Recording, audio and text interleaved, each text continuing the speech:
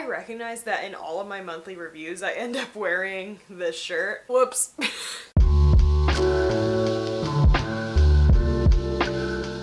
Hi everyone, thank you so much for coming back to the channel. I'm so glad to see you all.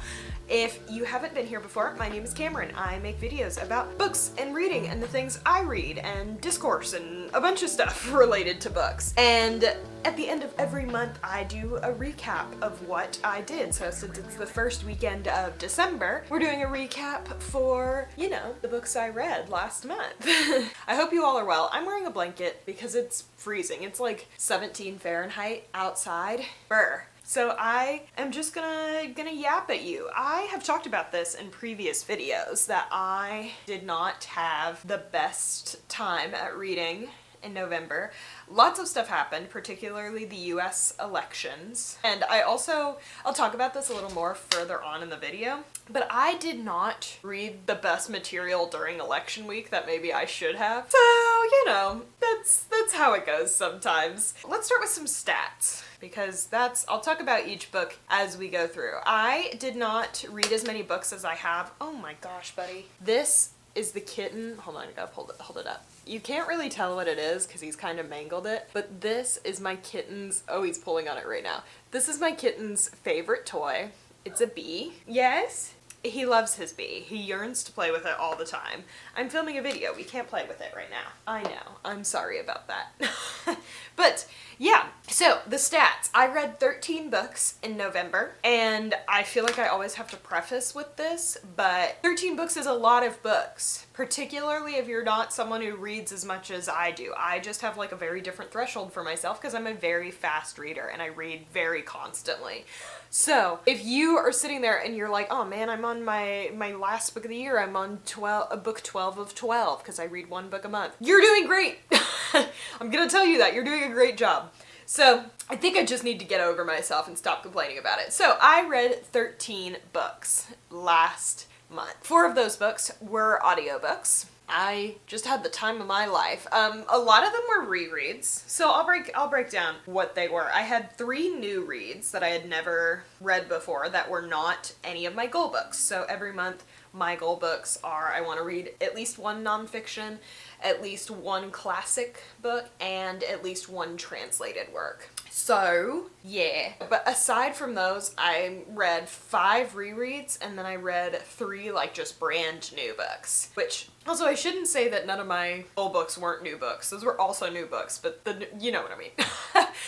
So, yeah, 4 books out of 13 were audiobooks. I read 3,827 pages from the non-audiobooks, and I read for 44 hours total. I cannot, for the life of me, get why I can't clock 50 hours a month.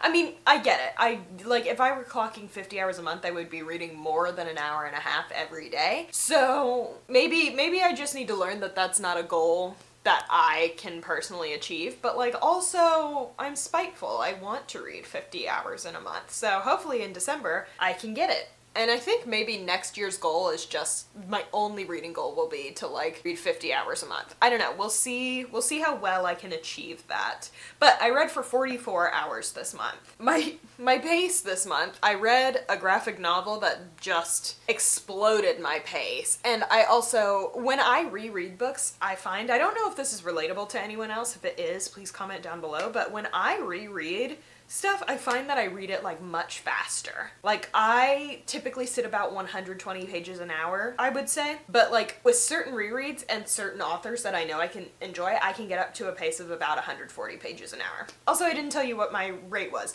166.4 pages an hour. This is because I had a lot of rereads, and also I had 1 graphic novel that just raised the bar significantly.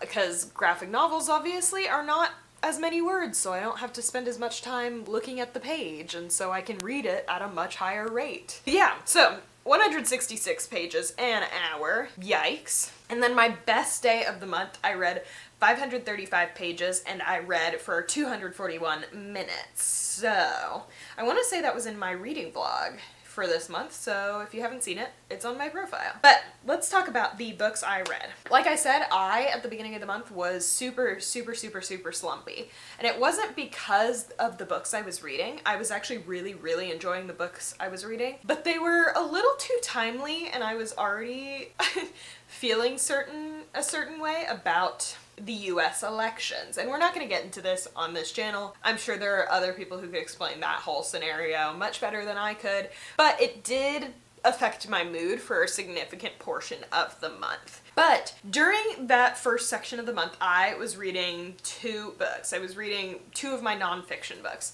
First, I read Jesus and John Wayne by Kristen Cobes Dumas, which is about the history of evangelical white Christians in America and why they tend to lean more conservative, and like why that is, and the history of how we got here in American politics. Deeply interesting book. If you are at all interested in kind of that scenario, that world, that book, I totally recommend you check it out. It was definitely a 5-star read because I didn't necessarily learn things. Like, I grew up in the evangelical world, so nothing was like new to me, but just like finding out about like the exact timeline where everything kind of pivoted for white evangelicals was very interesting. And it's also, that's the main like group of people that supports our conservative party here in the United States. So I wanted to learn a little bit more about them leading up to the election. Can you see him?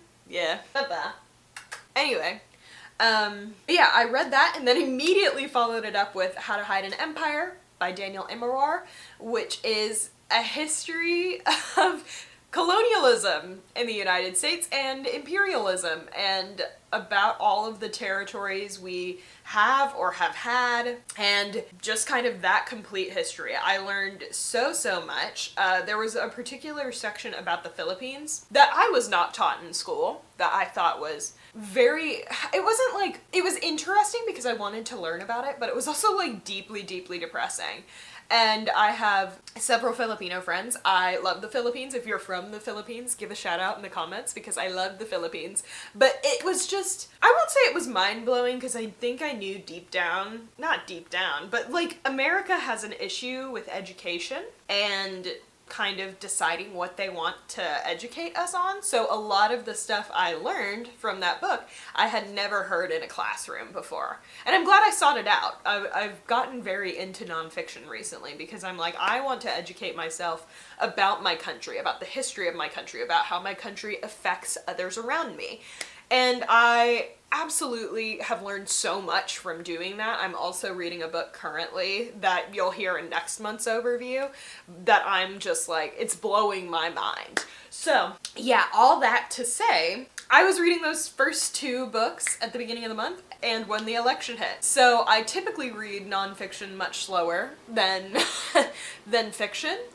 And just the general mood I had after the results of the election, combined with the topics I was reading about, made me read so slow. It made me read so slow. It took me like a week and a half to finish Jesus and John Wayne. Like, it was just a lot for me.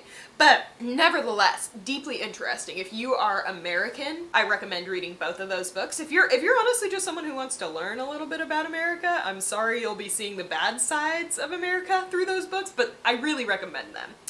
And then right after that, in attempts to lift my spirit, I read the book Miracle and Wonder by Malcolm Gladwell. And this one's interesting to me, and I want to know your guys' thoughts.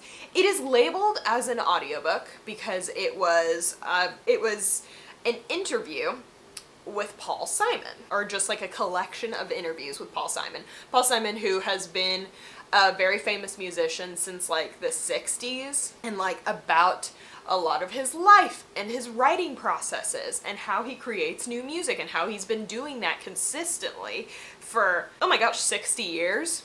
So yeah, but I want to know your opinion about this. It is labeled as an audiobook. I got it through my library. We love libraries, yippee. And it is listed as an audiobook because it was published by Malcolm Gladwell's like publishing company, and Malcolm Gladwell is a big nonfiction writer. And it's not really an audiobook though. Like a lot of the stuff within the book, like Paul Simon plays music and they're having a back and forth conversation and they're interjecting certain things that just truly cannot be explained through words. And I don't know if I would consider that an audiobook, but like my library obviously does. So regardless, I want to hear your guys' thoughts about that, if you think that counts as an audiobook or what, because I'm struggling to believe that it does. But regardless, very interesting book. It's not very long. I think it's only like 6 hours of audiobook, and I listen to everything on 2x speed. So also don't come for me for that. My brain just takes information much better at a faster speed. I have ADD. Yay!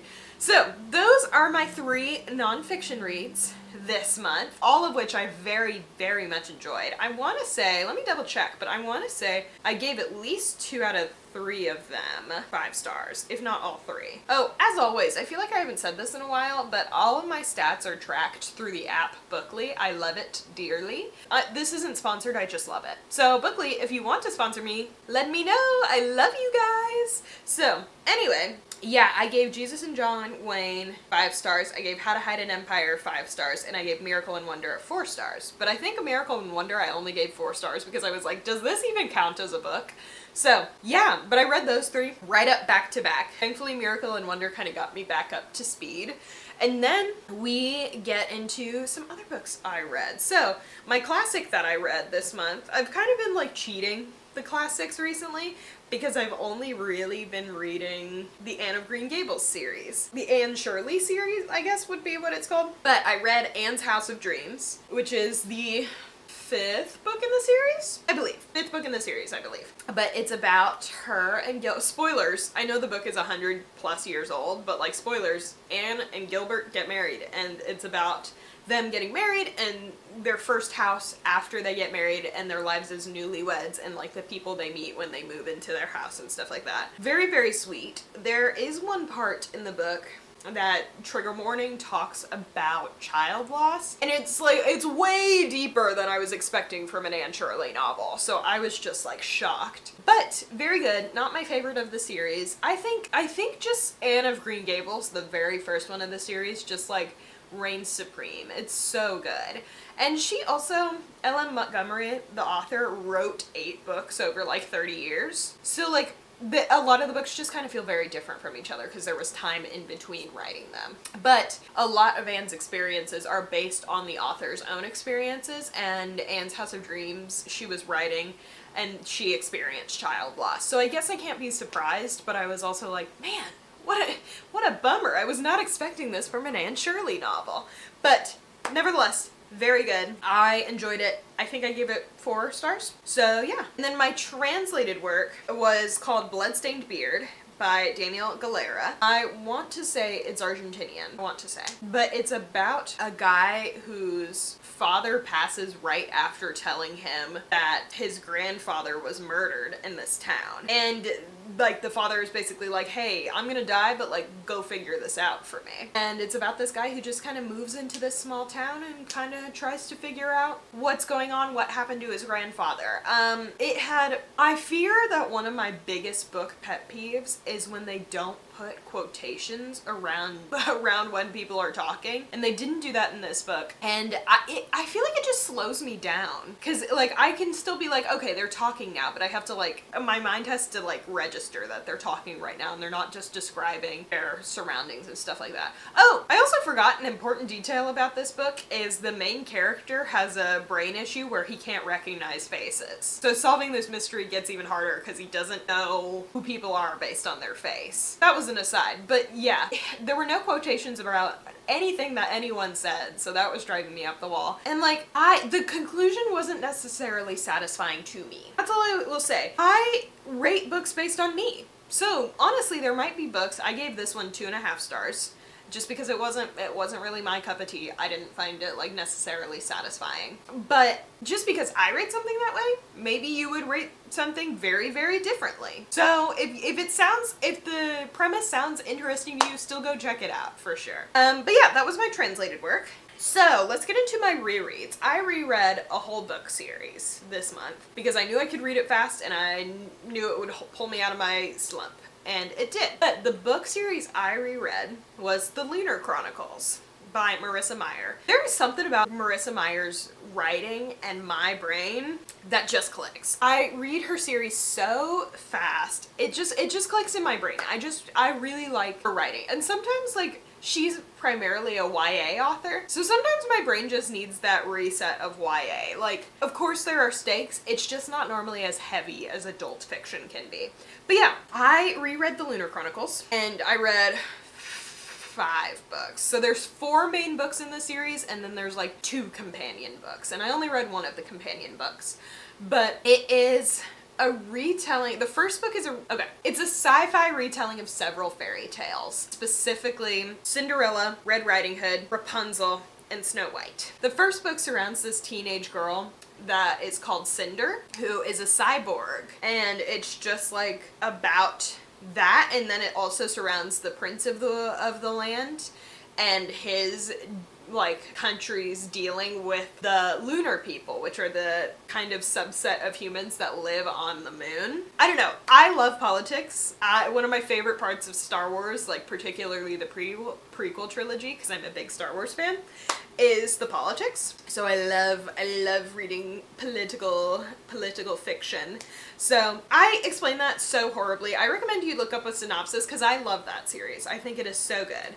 But I read 5 of those books, flew through them. I love them. On a second read, they're not as good as I thought they were on a first read, but like still absolutely 4-star, 4.5-star books. I just love them. I eat them up. Yeah. And then my new reads. I had 3 new reads, and let's talk about this. So the first new read I read was Bad Dreams in the Night by Adam Ellis, who is a kind of like internet, well, how I knew him before he wrote this book was he is kind of like an internet illustrator. He worked for BuzzFeed for a long time, but he'd make kind of just like comics you would read on the internet. He has really found like his niche in writing like horror short stories, and he started making horror short story comics, and then he was like, okay, let me like write a book. So it's basically just a collection of short stories that he wrote. Hugely talented writer, hugely talented illustrator. I destroyed that book. I read it in 20 minutes.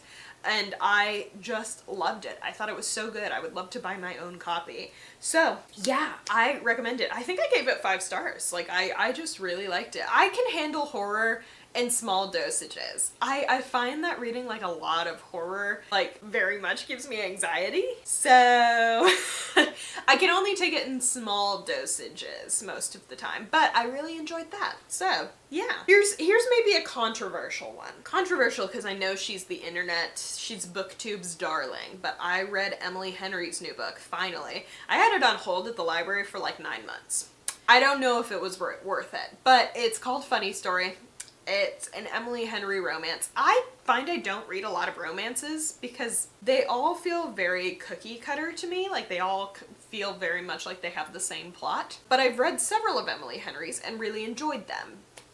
So I was like, you know what? We'll put her on the holds list. I want to check it out. And then I read this book and it felt exactly like one of her other books. And I was like, cool. So I'm not sure it was worth the 9-month wait. I gave it 2.5 stars. It's been like only about 2 weeks since I finished reading it, and I dead up can't remember a lot of it. But to give her some grace, because once again, I might dislike something that you love. It's about a girl who her fiance breaks it off with her to get with his girl best friend. And so the main girl has to move out of their house and moves in with the girl best friend's ex-boyfriend. And it's just about them like getting to know each other and like learning how to be humans again after their respective breakups and stuff like that. So that's why it's like, it's kind of a funny story going on. The premise I thought was really, really cute. I do think there were moments that were very cute. I thought the male love interest was a cutie pie in that book. It just wasn't my cup of tea. So The weird part is when I like romances, I really like romance. So you're talking to someone who read the entire Bridgerton series this year. Like, I feel like I should tell you that. If you haven't been on my channel, I have a recap series of the Bridgerton novels. But so when I really like romance, I really like romance. So if you guys have like romance recs for me, please put them down in the comments below. I am begging for some more diverse stories that have fun premises that aren't necessarily the same cookie cutter plot all the way through. So anyway, that's an aside. That was 2.5 stars for me, but you might enjoy it. So, and then finally, I was really excited to read this one. I saw it was available at my library for like instant pickup, and I immediately grabbed it and read it. But it is Station 11 by Emily St. John Mandel, which was on the New York Times best, like, top 100 books of the century so far readers list. It is a post-apocalyptic story